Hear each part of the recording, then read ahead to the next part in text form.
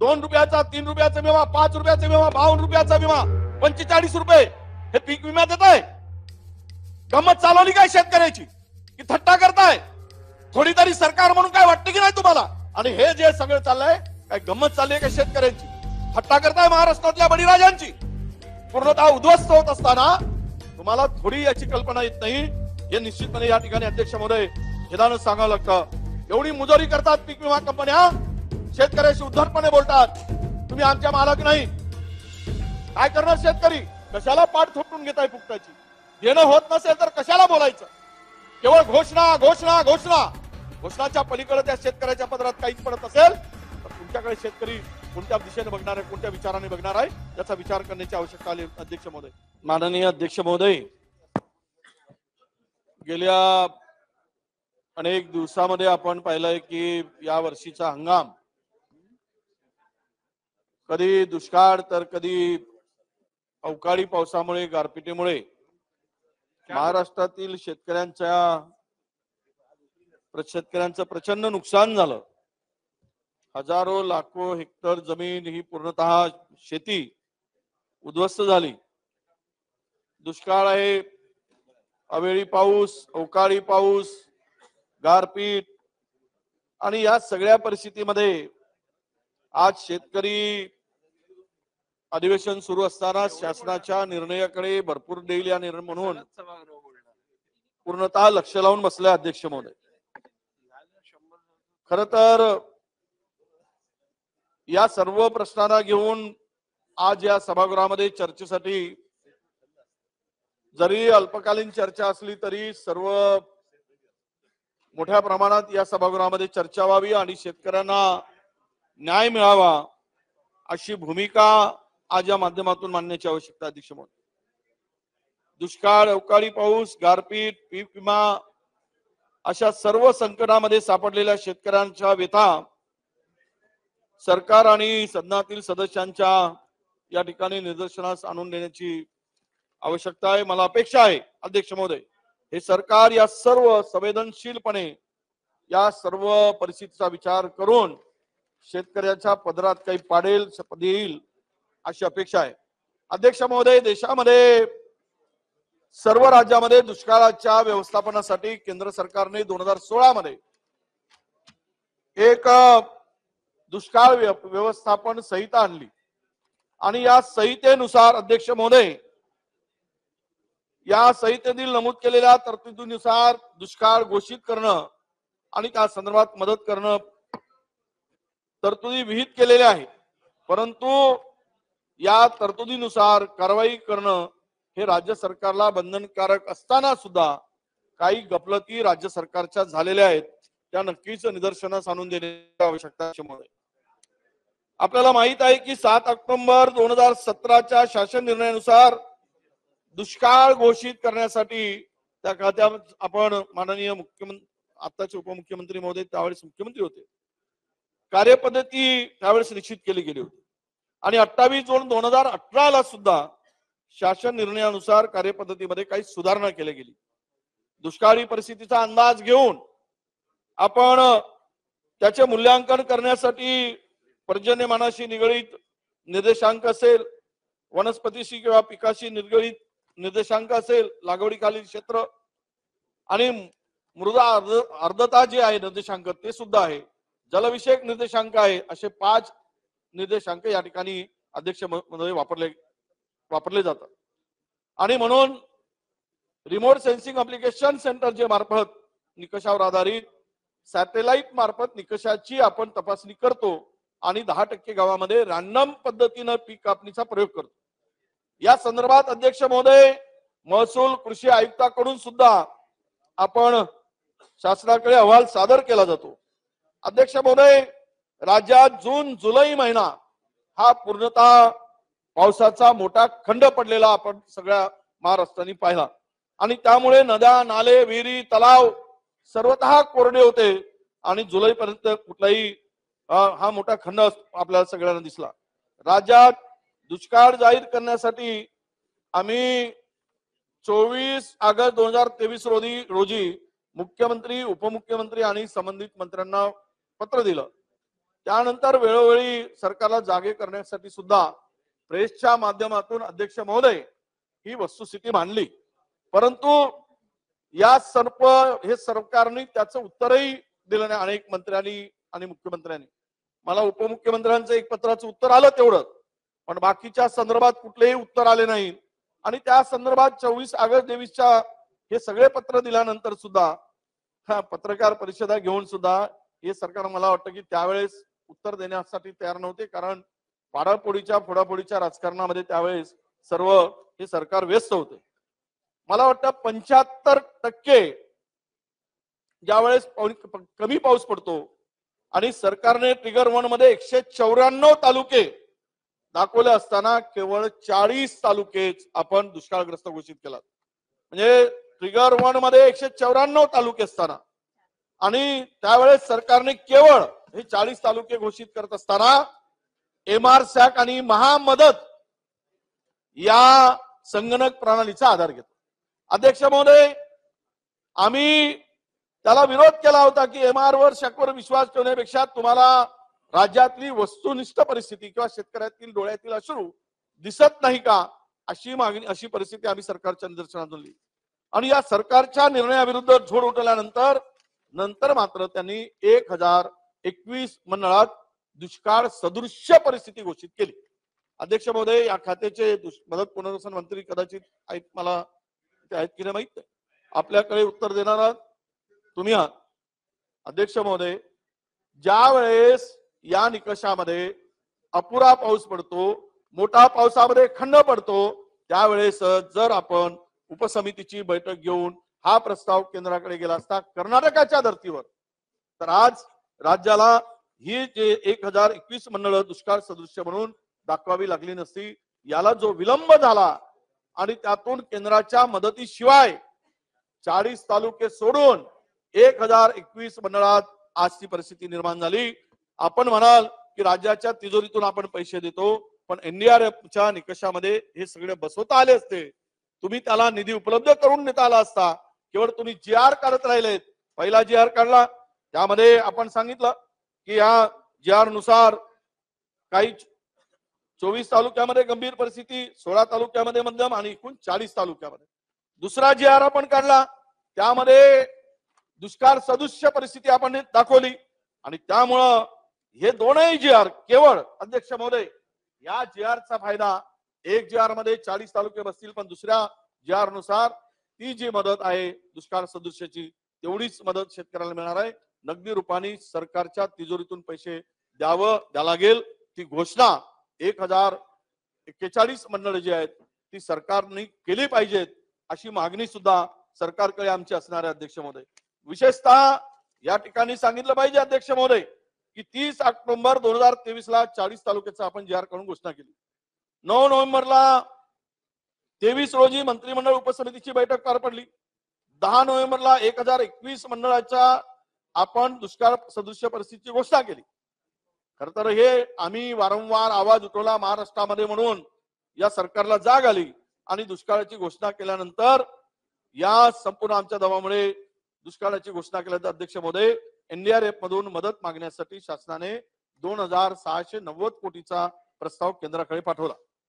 परंतु जर तुम्ही ऑगस्ट मध्येच अर्ली ड्रॉट जाहीर केला असता तर राज्यात कर्नाटकाप्रमाणे दुष्काळ जाहीर करायसाठी आपल्याला दुष्काळ जाहीर करता आला असता. आणि या प्रश्नाकडे ह्या सरकारने गांभीर्यानं घेतलं नाही, हे निश्चितपणे इथे नमूद करावं असं वाटतं या ठिकाणी. अध्यक्ष महोदय, खरं तर हे जर करण्याची आवश्यकता होती असं मला वाटतं. अध्यक्ष महोदय, दुष्काळ जाहीर करण्याचे निकष आणि जर सरकारने वेळोवेळी पाळले असते तर आज या आणि मंत्रिमंडळ उपसमितीची बैठक वेळीच घेतली असती तर या सर्व पैसा केंद्राकडून दुष्काळ जाहीर करण्यासाठी निश्चित उपयोगी पडला असता. अध्यक्ष महोदय, म्हणून पहिले सरकारने 40 तालुके घेतलेत आणि नंतर 8 सवलती दिल्या. त्यानंतर पुन्हा अंमलबजावणी त्याची सुरू झाली नाही, कारण नंतर पुन्हा घाईघाईने जे मंडळ घोषित केलेत त्यांच्यासाठी तातुरमातुर एक GR काढला. या राज्यामध्ये खर तर आज इतकी अवस्था वाईट आहे की अध्यक्ष महोदय, की आपण सगळ्यांनी पाहिलं असेल की राज्यातील सत्ताधारी पक्षाचे 40 तालुक्यामध्ये 35 तालुके हे सत्ताधारी पक्षांचे आहेत आणि त्यातले 29 तालुके हे मंत्र्यांचे आहेत आणि तुमच्या तालुक्यामध्ये तुम्ही तोंड पाहून दुष्काळ या राज्यामध्ये पहिल्यांदा होता अध्यक्ष म्हणून, म्हणजे मंत्र्यांचं किंवा सत्ताधारी आमदारांचं तोंड पाहून दुष्काळ होतो. बाकीच्या लोकांनी प्रचंड वाईट अवस्था असताना, दुष्काळाची परिस्थिती असताना अध्यक्ष महोदय सरकारने त्याकडे लक्ष दिलं नाही आणि म्हणून आज बहुतांशी जिल्ह्यात सरासरीपेक्षा कमी पाऊस पडून त्या सरकार दुष्काळी परिस्थिती निर्माण झाली असताना या सरकारला या टंचाईच्या वेदना सुद्धा सरकार या शेतकऱ्यांना सोसाव्या लागत आहेत अध्यक्ष महोदय. मराठवाड्यात, विदर्भ, पश्चिम महाराष्ट्र, उत्तर महाराष्ट्रात अनेक जिल्ह्यात सरासरीपेक्षा कमी पाऊस झाला होता आणि चारा छावण्या उभ्या कराव्या लागतील अशी परिस्थिती आज राज्यामध्ये निर्माण झाली आहे आणि म्हणून बैल गेला आणि झोपा गेला, वेळ मारून गेली अशी परिस्थिती या सरकारची झाली. अध्यक्ष महोदय, या दिरंगाईवर सरकारने आता प्रचार, निवडणुका, प्रसिद्धी, टेंडर, कंत्राट यातून बाहेर पडून मला वाटतं शेतकऱ्यांना मदत करावी अशी माझी शेतकऱ्यांना या ठिकाणी अध्यक्ष महोदय मागणी आहे. टंचाईचा प्रश्न आहेच. या सगळ्या परिस्थितीमध्ये राज्यामध्ये 6 विभागातील धरणातील पाणी आजच्या घडीला 65% आलं असून मागील वर्षाच्या तुलनेत 20% पाणी कमी आहे अध्यक्ष महोदय. मराठवाडा, विदर्भ आणि मध्य महाराष्ट्रातील बहुतांश जिल्ह्यात आज घडीला 37.63 इतका पाणी साठा आहे आणि मराठवाड्यातील गतवर्षी पाणी साठा हा मराठवाड्यातला आजचा 37% आणि मागील वर्षी 87.31% पाणी साठा होता. अमरावती विभागामध्ये 75.62%, नागपूर विभागात 71%, नाशिक 70%. ही परिस्थिती राज्यातील आहे अध्यक्ष महोदय. म्हणून पिण्याच्या पाण्याची भयावह परिस्थिती नोव्हेंबर अखेर 10 जिल्ह्यातील 355 गावं आणि 959 वाड्यामध्ये 377 टँकर लावण्याची पाळी यावेळेस आपल्या सगळ्यांच्या पुढे आली अध्यक्ष महोदय. खरं तर एकूण परिस्थिती पाहता या पाणी टंचाईचा आणि चाऱ्याचा विषय आता गंभीर होत चालला आहे आणि ही परिस्थिती महाराष्ट्रापुढे निर्माण झालेली आहे. त्यावर विचार करायला सरकारला वेळ आहे की नाही हा खरा प्रश्न पडतोय. अध्यक्ष महोदय, ही सगळ्या परिस्थितीमध्ये दुष्काळाने होरपळून निघलाय. अवकाळी परिस्थितीमध्ये शेतकरी आणि गारपिटीमुळे शेतकरी उद्ध्वस्त झालाय आणि पीक विमा कंपन्या या सरकारने पीक विमा कंपन्यांचा लाड पुरवण्यासाठी सरकारचं धोरण हे निश्चितपणे शेतकऱ्याला संकटात टाकणार आहे असा माझा स्पष्ट आरोप आहे अध्यक्ष महोदय. सरकारच्या चुकीच्या निर्णयामुळे या संपूर्ण पीक विमा कंपनीला फायदा होईल आणि शेतकरी भरला जाईल अध्यक्ष महोदय. सरकार पीक विमा हप्त्यापोटी साधारणतः 8,000 कोटी रुपये अध्यक्ष महोदय या पीक विमा कंपन्यांना दिलेले आहेत आणि या मुजोर कंपन्या सत्ताधाऱ्यांच्या इशाऱ्यावर शेतकऱ्यांना खरं तर उद्ध्वस्त करण्याचं काम करतायत आणि म्हणून मुजोर कंपन्यांना सत्ताधाऱ्यांच्या आणि अधिकाऱ्यांचा संरक्षण आहे का? या कंपन्या एवढ्या मुजोरपणे वागतायत? शेतकऱ्यांशी उद्धट बोलतात, शेतकऱ्यांना सांगतात की तुमचा अधिकार नाही, तुम्ही आमच्याशी बोलू शकत नाही, आम्ही सरकार आम्हाला सांगेल त्यावेळेस आम्ही करू. यांचे खालचे जिल्ह्यातील कर्मचारी शेतकऱ्यांना वाटेल त्या पद्धतीने बोलत असतात अध्यक्ष महोदय. आणि म्हणून केवळ पीक विमा कंपन्यांना मदत करण्यासाठी सरकार काम करताय का? 8,000 कोटी रुपये केंद्र आणि राज्याचे या पीक विमा कंपन्यांकडे गेले. अध्यक्ष महोदय, ही सगळी परिस्थिती पाहताना यवतमाळ जिल्ह्यातील यावली नावाचं गाव आहे, हा शेतकरी आहे मेडसिंग राठोड. या शेतकऱ्यांचे 3 लाखाचं नुकसान अध्यक्ष महोदय झालं. 3 लाखाचं नुकसान झाल्यानंतर अध्यक्ष महोदय या पीक विमा कंपनीने या शेतकऱ्याला 3 रुपयाचा विमा दिला अध्यक्ष महोदय. हे रेकॉर्डवर हे बघा, 3 रुपयाचा विमा. आणि अध्यक्ष महोदय त्यानंतर त्या गावामध्ये संतापाची लाट. हे शेत निधीकाडचं शेत होतं अध्यक्ष महोदय आणि यांनी 3 रुपये दिल्यानंतर अध्यक्ष महोदय या शेतकऱ्यांनी पीक विमा कंपन्यांचे अधिकारी, उपविभागाधिकारी यासोबत त्यांच्याबरोबर चर्चा केली. त्यांनी सांगितलं, त्यांना ही परिस्थिती सांगितली अध्यक्ष महोदय. पण या अधिकाऱ्यांनी भेटून सांगितलं आम्ही जास्तीत जास्त फार तर 1000 रुपयापर्यंत देऊ शकतो. त्या पीक विमा कंपन्यांनी सांगितलं. म्हणजे पहिल्यांदा 3 रुपये दिलेत. अध्यक्ष महोदय, खरं तर पालकमंत्री इथे आहेत, तुम्ही निर्देश दिलेत. तुम्ही निर्देश दिल्यानंतर सुद्धा त्यांनी ते मानलं नाही पीक विमा कंपन्यांनी, आणि तुमचा आदेश सुद्धा त्यांनी धुडकावला. या एवढा लाड पीक विमा कंपन्यांचा करतोय आपण. कोणाला हिस्सा गेलेला आहे या पीक विमा कंपन्यातून? कुणाला? माझं भाषण होऊ द्या, मग तुमच्या उत्तरात खुलासा करा.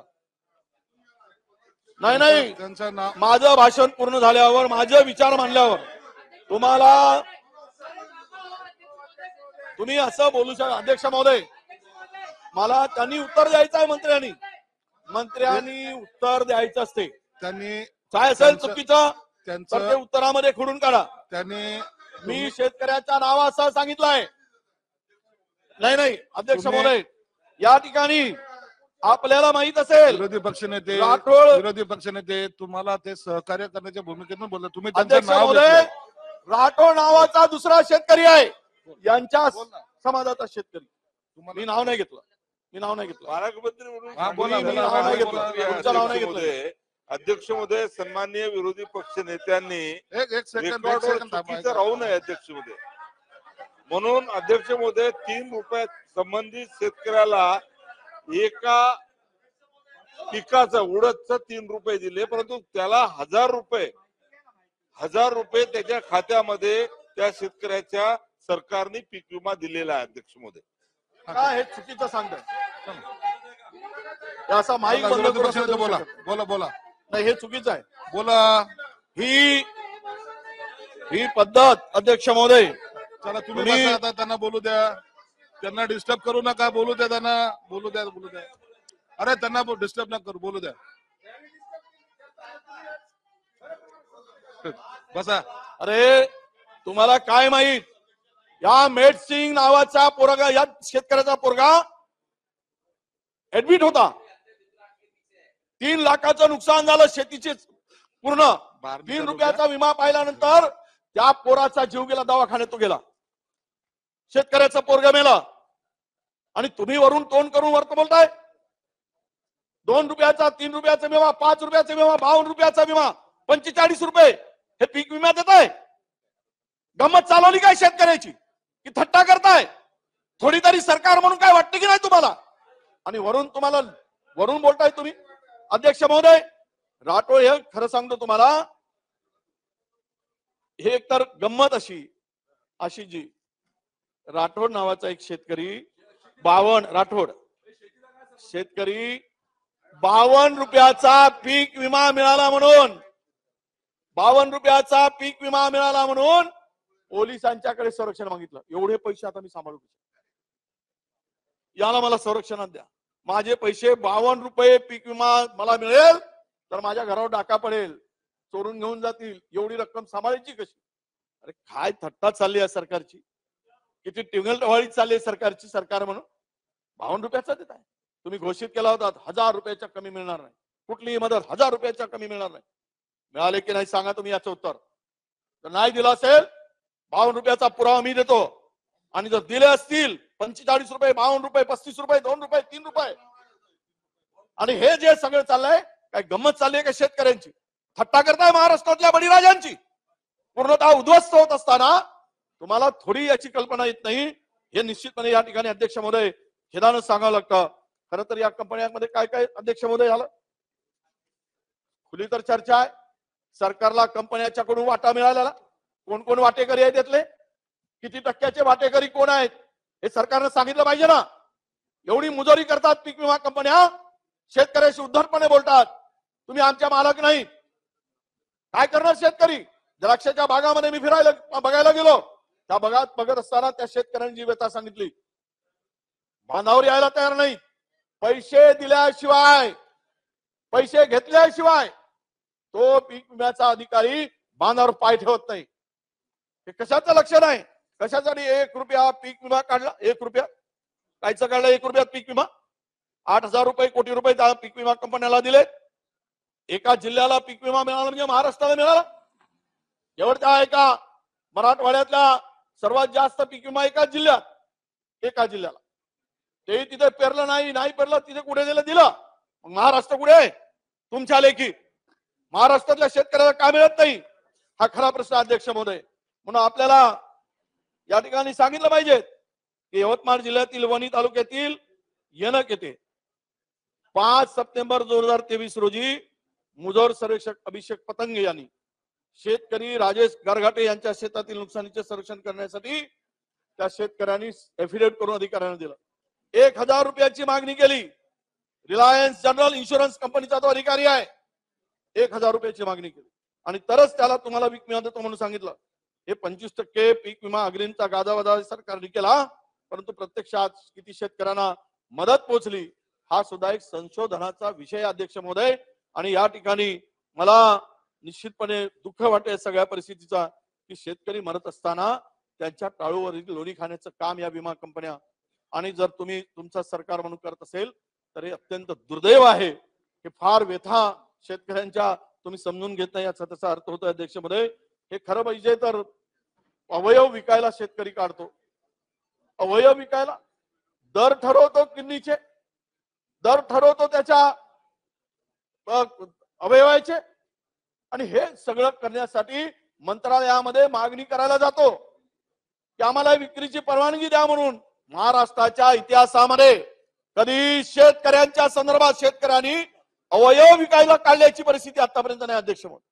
हे पहिल्यांदा या ठिकाणी घडत आहे. आणि म्हणून या सरकारनं पीक विमा कंपन्यांचे पैसे द्यावेत आणि या बळीराजाला काय लुटून खावं काय, आणि कोणती पापं आहेत सरकारची, अशी परिस्थिती या राज्यामध्ये अध्यक्ष महोदय आज आलेली आहे.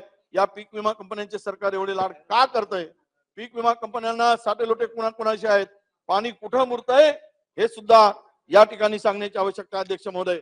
म्हणून आपल्याला विनंती आहे या निमित्तानं की आज पीक विमा कंपन्यांचं जेवढे पैसे दिलेत त्यातील केवळ तुम्ही मंजूर केलेला प्रीमियम हा 1968 की 70 कोटी आहे.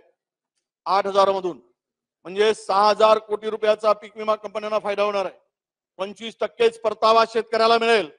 1 रुपयाने विमा काढला, 1 रुपयाने पीक विमा शेतकऱ्याचा उतरवला, मग हे पैसे राज्याच्या तिजोरीतून गेलेत. हे पैसे काय तुमच्या कष्टाचे आहेत काय, तुमच्या घामाचे आहेत काय? हे राज्यातील लोकांचे पैसे नाहीत. हे पीक विमा कंपन्याला फायदा पोहोचवण्यासाठी कुणाचे पैसे आहेत? पाठ थोपटत असताना 1 रुपयामध्ये विमा काढायची आणि त्यांच्या तोंडाला पानं पुसायचा, ही पद्धत कुठली आहे? याचं उत्तर सुद्धा अध्यक्ष महोदय मिळाला पाहिजे, अशी माझी सरकारला विनंती आहे अध्यक्ष महोदय. म्हणून मी आपल्या मार्फतीनं या पीक विमा कंपन्यांकडून जे शेतकऱ्याची फसवणूक होत आहे त्यावर कडक कारवाई करण्याची मागणी अध्यक्ष महोदय मी करतोय. आता आपल्याला माहित आहे की या सर्व परिस्थितीमध्ये अवकाळी पावसाने तर कहर केला. जे काही पीक हातात तोंडात आलं होतं त्या हाता पिकात आलेलं पीक, त्यामध्ये धान आहे, टरबूज आहे, हरभरा, मिरची, संत्रा, पेरू, मोसंबी, हे सर्व पिकं, द्राक्ष, लिंबू, सोयाबीन, हे सर्व पिकं अध्यक्ष महोदय पूर्णतः या शेतकऱ्यांचं प्रचंड नुकसान झाल्याचं आपल्याला पाहायला मिळतंय अध्यक्ष महोदय. अवकाळी पावसामुळे साधारणतः 6,35,000 हेक्टर क्षेत्र बाधित झाल्याचा प्राथमिक अंदाज आहे अध्यक्ष महोदय. यवतमाळ जिल्ह्यामध्ये 1,27,000 हेक्टर, हिंगोलीमध्ये 80,000, जालना 77,000, बुलढाणा 64,000, संभाजीनगर 46,000, नाशिक 34,000, सोलापूर 30,000, सांगली 17,000, नगर 16,000, चंद्रपूर 14,000 आणि पुणे 12,000 हेक्टर हे क्षेत्र बाधित झालाय. अजूनही सरकारचे पंचनामे पूर्ण झाले नाहीत. पंचनामे करायच्या सूचना सरकारने दिल्या. सरकारला काय अधिकारी ऐकत नाही? इतके दिवस झाले अवकाळी पाऊस समोर वारपोटीवर करायला पाहिजे, तातडीनं पंचनामे होण्याची आवश्यकता होती. पंचनामे करताना दिरंगाई का होते? सरकार सांगताय पंचनामे सुरू केले, सांगितले, आदेश दिलेत, पण अधिकारी यांचा ऐकत नाही अशी परिस्थिती आहे अध्यक्ष महोदय.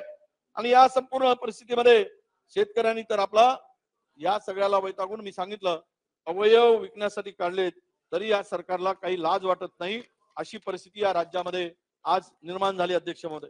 मी आपल्याला विनंती करतोय आपल्या माध्यमातून, ही जी काही तुटपुंजी मदत JR कडून आम्ही सरकारने घोषित केली त्यामध्ये नक्कीच वाढ करतील अशी अपेक्षा अध्यक्ष महोदय. राज्य शासनाकडून सरसकट हेक्टरी किमान 50,000 रुपये आणि बागायती क्षेत्रासाठी 1,00,000 रुपये तात्काळ मदत देण्याची आवश्यकता अध्यक्ष महोदय. अध्यक्ष महोदय, जालना बुलढाणा या ठिकाणी मी प्रत्यक्ष जाऊन आलो. तेथील अनेक शेतकऱ्यांच्या शेतामध्ये आम्ही पाहून आलो अध्यक्ष महोदय. आम्हाला त्या शेतकऱ्यांनी सांगितलं की आता मदत जर मिळाली नाही तर आत्महत्या करण्याशिवाय पर्याय नाही. हे शेतकरी त्या ठिकाणी आपण आपले दुःख व्यक्त करताना अध्यक्ष महोदय दिसले. शेतकरी बांधवाच्या या सरकार विरोधी धोरणाचा खर तर आपण जे हृदय हेलावून टाकणारी परिस्थिती त्या शेतकऱ्यांची मला त्या ठिकाणी अध्यक्ष महोदय दिसली. शेतकरी बांधवाच्या संदर्भातला या सरकारचं बेगडी प्रेम आता जनतेने पाहिलंय. त्यामुळे सुशासनाच्या गप्पा मारणाऱ्या सरकारला आता नक्कीच यापासून धडा घ्यावा अशी माझी विनंती आहे अध्यक्ष महोदय. खरं तर पंचनामे तात्काळ केले पाहिजेत आणि पंचनाम्याच्या नावाखाली शेतकऱ्याची दिशाभूल करण्याचं काम आपण करू नये अशी सुद्धा विनंती मी आपल्यासाठी करतोय अध्यक्ष महोदय. म्हणजे आजची स्थिती अध्यक्ष महोदय असे म्हणतात, जमीन जल चुकी है, एक शायर म्हणतो जमीन जल चुकी है, आसमान बाकी है, सूखे कुएं में तुम्हारा इम्तिहान बाकी है, वो जो खेतों की मेड़ों पर उदास बैठे हैं उनकी आंखों में अब तक ईमान बाकी है, बादलों बरस जाना समय पर, इस बार किसी का मकान गिरवी तो किसी का लगान बाकी है.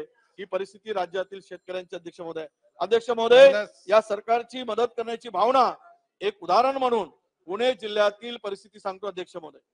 पुणे जिल्ह्यात अवकाळीमुळे झालेल्या नुकसानीचे पंचनामे पूर्ण झालेत आणि 19,000 दादा आपल्या जिल्ह्यातील 19,000 शेतकऱ्यासाठी फक्त 11 कोटीची मागणी आपल्या अधिकाऱ्यांनी यासाठी केली. म्हणजे मला सांगा अध्यक्ष मध्ये की खुद्द उपमुख्यमंत्री महोदयांच्या जिल्ह्यात पंचनामे पूर्ण झाल्यानंतर 11 कोटीची मागणी, प्रचंड नुकसान त्या जिल्ह्यातील झालेलं असताना 11 कोटीची मागणी अधिकाऱ्यांनी केली. आपण त्या जिल्ह्यातल्या कृषी मंत्री, मदत व पुनर्वसन या देखील आपण फार जागृत आहात. तसंही आपण नेहमी मोठ्या लोकांवर तोंडसूक आपण घेतच असता, पण इथे जर जरा तोंडसूक घेतलं असतं तर ही मदत पुन्हा वाढवून मिळाली असती असं मला वाटतं. दादा, खरं तर तुमच्या जिल्ह्यात पंचनामे होऊन जर ही इतकी तुटपुंजीर मदत मिळत असेल तर या शेतकऱ्यांच्या व्यथा हा शेतकरी कुठे मांडेल हा खरा प्रश्न अध्यक्ष महोदय आपल्या पुढे आहे.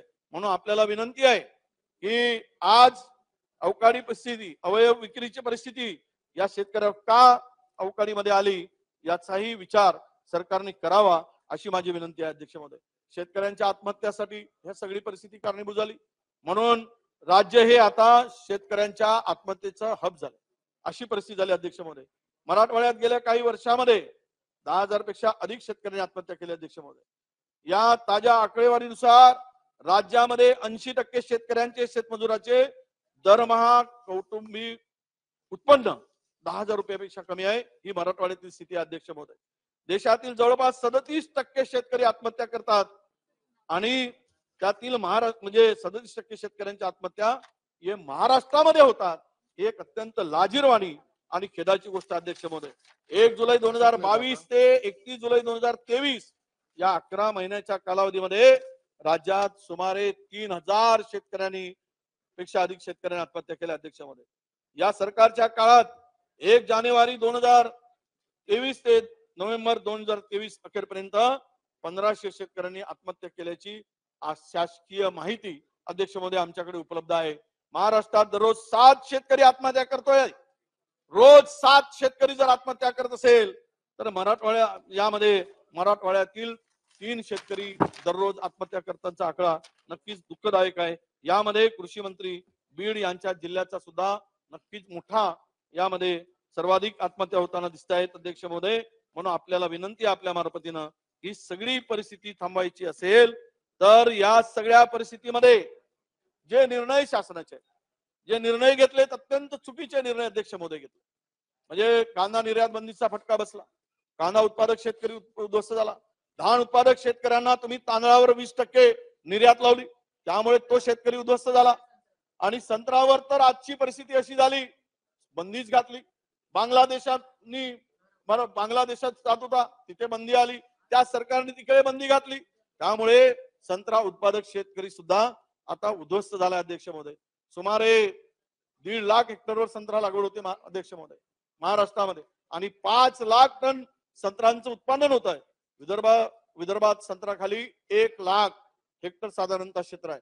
आयात शुल्कात वाढ हा बांगलादेश सरकारचा जरी निर्णय असला तरी हे सांगून सरकारने जबाबदारी झटकू नये अशी माझी सरकारला विनंती आहे अध्यक्ष महोदय. मी यासाठी म्हणतोय कारण तुम्ही जबाबदारी झटकाल तर हा माणूस पुढे जाईल. या माणसाचं काय होईल, या उत्पादकांचं काय होईल. त्यापूर्वी केंद्र सरकारकडून आपण यावर मार्ग काढावा. आणि विदर्भातून मोठ्या प्रमाणात दुसरी गोष्ट तांदळाची निर्यात विदर्भातून मोठ्या प्रमाणात होते. यावर्षी केंद्र सरकारकडून कोणत्याही प्रकारचा निर्यात शुल्क आकारलं जात नव्हतं यापूर्वी, पण आज मात्र 20% निर्यात शुल्क या तांदळावर आकारलं जात आहे अध्यक्ष महोदय. हे सरकारचं अत्यंत चुकीचं केंद्र सरकारचं धोरण आहे. आणि या संपूर्णामुळे हे संपूर्ण शेतकऱ्यांना संकटात टाकणार हा निर्णय अध्यक्ष महोदय. माझी विनंती आहे सरकारला या निमित्तानं की आपण यावर संत्रा उत्पादक असेल किंवा तांदूळ उत्पादक असेल, विदर्भातील 1,500वर ज्या राईस मिल आज काम करतायत, इथे साधारणतः 50 ते 60 हजार मजूर काम करतायत. आणि या सर्व मजुरांना सुद्धा धान भरडाई करावी लागते. धान भरडाईच्या काम आहे. या संपूर्ण रोजगारावर सुद्धा यामुळे अवकाळा आल्याची परिस्थिती अध्यक्ष महोदय दिसते आहे.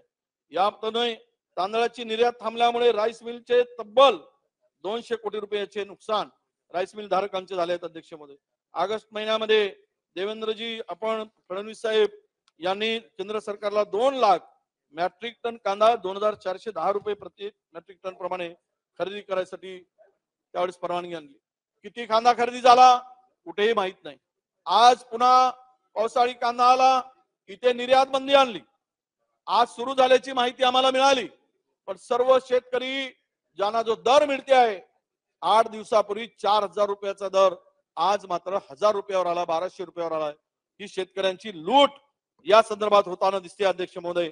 म्हणून आपल्याला कांदा खरेदी ही फसवी घोषणा होती आणि या संदर्भात सुद्धा आजही शेतकरी संकटात आहे. मला वाटतं तिकडे मोठ्या प्रमाणामध्ये शेतकऱ्यांचा आंदोलन सुरू आहे अध्यक्ष महोदय. काय या सर्वावर परिस्थितीवर सांगितलं, छाती टोकून घेतली, पाठ दबवून घेतली, बडवून घेतली आणि सांगितलं आम्ही हमी भावाचं गाजर दिलं अध्यक्ष महोदय. काय हमी भावाचा गाजर होता? 1.5 पट आम्ही उत्पन्नाला भाव देऊ. खरंच राज्यातील शेतीमालाला 1.5 पट भाव मिळतोय? कुठल्या मालाला मिळतोय? सोयाबीनला मिळतोय का? कापसाला मिळतोय का? कुठल्या वस्तूला शेतकऱ्याच्या उत्पादनाला 1.5 पट भाव मिळतोय? आज सोयाबीन 4,200 रुपयाला विकला जात आहे, 4,600 रुपये हमी भाव. कापूस 5,200 रुपयाला विकला जात आहे अध्यक्ष महोदय, 5,800 रुपये हमी भाव असताना. हे सर्व परिस्थिती का निर्माण झाली? आज कापूस तर हातातून गेलाय, उरल्या सुरल्या कापसाला भाव नाही. सीसीआय ची खरेदी अगदी तोटक मध्ये सुरू आहे. सीसीआय पूर्णतः कापसाला खरेदी, ज्यावेळेस सीसीआय कडून कापसाला पूर्ण कापूस खरेदी जात होता, आज जवळपास 63% जिनिंग प्रेसिंग बंद पडले आहेत राज्यातील. कापूस परिस्थितीची अत्यंत वाईट अवस्था अध्यक्ष महोदय. म्हणून यामध्ये सरकारने एमएसपीच्या संदर्भामध्ये जे आपण सांगितलं प्रत्यक्ष 3,900 रुपये जो आता भिजलेला काही सोयाबीन आहे त्याला मिळते. कापसाची स्थिती अध्यक्ष महोदय. आणि म्हणून आपण मागच्या वेळेस पाठवलं होतं, मी सांगितलं की ही परिस्थिती निर्माण होण्यासाठी आपण, मला वाटतं पुन्हा एकदा दादा जाऊन आपले उपमुख्यमंत्री जाऊन आले, जाऊन येऊन उपयोग काय? कांदा एवढा मोठ्या प्रमाणात पडलेला आहे, तुम्ही तोडगा काढायसाठी गेलात, आज तिथे आंदोलन सुरू आहे आणि त्यावर नक्कीच काहीतरी मार्ग निघेल अशी आम्हाला अपेक्षा अध्यक्ष महोदय. निघावा आणि शेतकरी माझा तो सुखी व्हावा अशी आमची या ठिकाणी मागणी आहे अध्यक्ष महोदय. अध्यक्ष महोदय, खर तर कुणाला कमी दाखवण्यासाठी मी बोलत नाही अध्यक्ष महोदय, परंतु शेतकऱ्यांना न्याय मिळावा ही आमची भूमिका आहे अध्यक्ष महोदय. शेतकरी कोणीही बसा, कुठेही बसा, काहीही करा, पण सर्वजण मिळून शेतकऱ्याच्या पाठीमागे उभं राहा अशी माझी आपल्या सर्वांना विनंती आहे. सध्याचे मुख्यमंत्री आणि दोनही उपमुख्यमंत्री आणि कृषी मंत्र्यांनी विरोधी पक्षनेते पदाची धुरा सांभाळली अध्यक्ष महोदय. तुम्ही सगळ्यांनी सांभाळले, तुम्ही इकडे बसला होतात काही का? ठीक आहे सर, तुम्ही तिकडे गेलात, पण आपल्या सर्वांची भावना आणि भूमिका ही नक्कीच यांना न्याय देण्याची असली पाहिजे. शेतकऱ्यांच्या वेदना सरकारला जर समजत नसेल, दोन्ही बाजूला बसून तो आपण इकडे बसूनही वेदना समजून घेत होतात, पण तिकडे बसून जर वेदना समजून घेत नसाल तर हे राज्याचं दुर्दैव आहे असं मी म्हणेल. धरणे कोरडी पडली आहेत अध्यक्ष महोदय. द्राक्ष, सोयाबीन, कापूस, हरभरा, ज्वारी अशी अनेक पिकं वाया गेली. फळबागाचं प्रचंड नुकसान झालं आहे. शेतकऱ्याच्या डोळ्यात पाणी आहे. शेतकऱ्याचं हृदय पिळून निघालं आहे. पालकमंत्र्यांनी नुकता या सर्वाची परिस्थितीची जर वेळीच पाहणी केली असती, वेळीच उपाययोजना केली असती तर आज ही शेतकऱ्यावर परिस्थिती आली नसती अध्यक्ष महोदय. पण दुर्दैवानं इथे पालकमंत्र्यांना सुद्धा अनेक जिल्ह्यात जायला वेळ मिळत नाही, ती परिस्थिती बघायला वेळ मिळत नाही. धानाच्या कळपा पूर्णतः भिजून गेल्या, त्याला कोंब आली आणि धान उत्पादकांचं सुद्धा 40% नुकसान झालं. त्यांना मातीमोल दराने ते भाव त्याला मागणी होत आहे. आणि या सगळ्या परिस्थितीमध्ये संकटात सापडलेला शेतकरी होरपळत असताना तुम्ही नियम, निकष आणि जार अशी भाषा करत असता. आम्ही हे केलं, तिप्पट दिलं, दिले कुठे? पैसे अजूनही मिळाले नाही. मागच्या वर्षीचे आपल्याला अतिवृष्टीचे पैसे मिळाले नाही. मागच्या वर्षीचे शेतकरी सन्मान योजनेचे पैसे अनेक शेतकऱ्यांना मिळाले नाही. तुम्ही प्रमाणपत्र वाटला, जळगावच्या शेतकऱ्यांचे मी 50 प्रमाणपत्र दाखवेल. काय सांगितलं? छत्रपती शिवाजी महाराज शेतकरी सन्मान योजनेचे पैशाचे, महात्मा ज्योतिबा फुलेचे प्रमाणपत्र दिले. तू शेतकरी, पालकमंत्र्यांनी वाटले की शेतकरी राजा तू कर्जातून मुक्त झालास. ते प्रमाणपत्र मिळालं अध्यक्ष महोदय. या प्रमाणपत्राची कॉपी माझ्याकडे आहे, त्यांनी दिलेल्या पत्राची कॉपी माझ्याकडे अध्यक्ष महोदय. पण त्यांचं कर्ज अजूनही मुख्यमंत्री महोदय झालं, माफ केलं गेलं नाही. कशाला पूर ठोकून घेताय, ऊर बदलून घेताय? कशाला पाठ थोपटून घेताय फुकटाची? देणं होत नसेल तर कशाला बोलायचं? केवळ घोषणा घोषणा घोषणा. घोषणाच्या पलीकडे त्या शेतकऱ्याच्या पदरात काहीच पडत असेल तर तुमच्याकडे शेतकरी कोणत्या दिशेने बघणार आहे, कोणत्या विचाराने बघणार आहे याचा विचार करण्याची आवश्यकता आली अध्यक्ष महोदय. म्हणून हा शेतकरी होरपळत असताना तुम्ही निकष सांगू नका, मोठमोठे जी आर सांगू नका. कोणासाठी जी आर करताय? हे जी आर दोनही काढलेत. एक दुष्काळ सदृश्य परिस्थिती, काय मिळणार याच्या? तुम्ही म्हणता आम्ही बघतोय, तुम्ही घोषणा कराल, तुम्ही उत्तर द्याल याचं की ज्या पद्धतीनं 40 तालुक्यांना जी काही मदत मिळणार आहे ती तर तोटकी आहेच, पण 1021 की 40 जे काही मंडळ आहेत त्यांना किती मदत देणार आहेत हे सुद्धा आम्ही बघणार आहोत. की तुम्ही देणार. पहिल्यांदा तर सरकारने हात वर केले, केंद्र सरकार देणार नाही त्यामुळे आमच्याकडे पैसा नाही. आज राज्य पूर्णतः उद्ध्वस्त झालं. 7,000 कोटीचं कर्ज, 7 लाख कोटीचं कर्ज आलंय. पगारांचे कर पैसे नाहीत. ठीक आहे, तुम्ही द्याल, घोषित कराल, पण ते सरकार म्हणून तुम्ही घोषित करत असताना प्रत्यक्ष त्या ठिकाणी त्या शेतकऱ्याला मिळाले पाहिजेत. अशा प्रकारची आमच्या अध्यक्ष महोदय मागणी आहे. तुमच्या चुकीच्या धोरणामुळे आज शेतकऱ्याला आत्महत्या करावी लागत आहे. तरी तुम्ही देखील उजळ मात्याने फिरताय. उरली सुरली थोडी शिल्लक असेल तर शेतकऱ्याला लवकरात लवकर, काय शिल्लक असेल तर थोडासा उजळ मात्याने फिरताय. थोडाशी लाज लज्जा म्हणून मी म्हणालो नाही, कारण वारंवार करणं उचित नाही, पण तुम्ही शेतकऱ्यासाठी ठोस मदत जाहीर करावी. कांदा, धान, संत्रा याची निर्यात बंदी उठवावी. कापूस, सोयाबीनला हमी भावापेक्षा अधिक दराने भाव द्यावा. इथेनॉलवरची बंदी, दुधाचे दर पाडणे, बोगस बियाणाकडे दुर्लक्ष करणे, अशा शेतकरी धोरणामुळे शेतकरी देशोधडीला लागलाय. आसमानी संकटाबरोबर सुलतानी संकट सुद्धा आज महाराष्ट्रावर शेतकऱ्यावर घोंगावते अध्यक्ष महोदय. म्हणून आमची मागणी आहे, आजच्या या चर्चेनुसार महाराष्ट्रातील शेतकरी तुमच्याकडे डोळे लावून बघतोय. आमच्या बळीराजा बघतोय की आमच्या पदरात काही मिळेल, या संकटातून आम्हाला मुक्ती मिळेल अशी जी त्यांची आशा आहे. म्हणून पिकाच्या वर्गवारीनुसार मागणी क्रमांक 1, पिकाच्या वर्गवारीनुसार आपण मदत जाहीर करावी. सरसकट दुष्काळ जाहीर करावा. बागायतीसाठी 1 लाख रुपये प्रति हेक्टर मदत करावी आणि जिरायतीसाठी 50,000 रुपये आणि सर्व पिकासाठी पीक विमा संपूर्ण दिला गेला पाहिजे. त्यानंतर सुद्धा वीज बिल सुद्धा पूर्णतः माफ केले गेले पाहिजेत. तुम्ही पीक कर्जाचं पुनर्गठन करताय, ते बिनव्याजी असावं. त्यानंतर बँका व्याज आकारते ते सुद्धा बिनव्याजी असावं अशी आमची मागणी आहे. या संपूर्ण परिस्थितीमध्ये खर तर आज राज्यातील शेतकऱ्याला जगवायचं असेल तर सरकारने बाकी काम बाजूला करा, विकासाची कामं बाजूला करा, मोठमोठे टेंडर काढून कमिशन खोरी बंद करा, शेतकऱ्याला मात्र कर्जातून मुक्त करा. तर हा शेतकरी आता आत्महत्येपासून वाचेल, नाहीतर हा शेतकरी बळीराजा गेला शिल्लक राहणार नाही. ही मागणी मी सरकारकडे करतोय आणि त्वरित या शेतकऱ्यांना दिलासा देण्यासाठी घोषणा करावी, या उपाययोजना कराव्यात अशी मागणी करतो अध्यक्ष महोदय. आणि आपण मला आसमानी संकटाबरोबर तुमच्या सुलतानी संकटामुळे शेतकरी आत्महत्या करतोय. शेतकरी आत्महत्येचं पाप तुमच्या माथी पडलेलं आहे. त्यातून मुक्ती मिळवायची असेल तर या उपाययोजना घोषित कराव्यात आणि मदत द्यावी अशी विनंती करतो आणि थांबतो. अध्यक्ष महोदय, धन्यवाद जयंत पाटील आपण साहेब. संधी दिल्याबद्दल.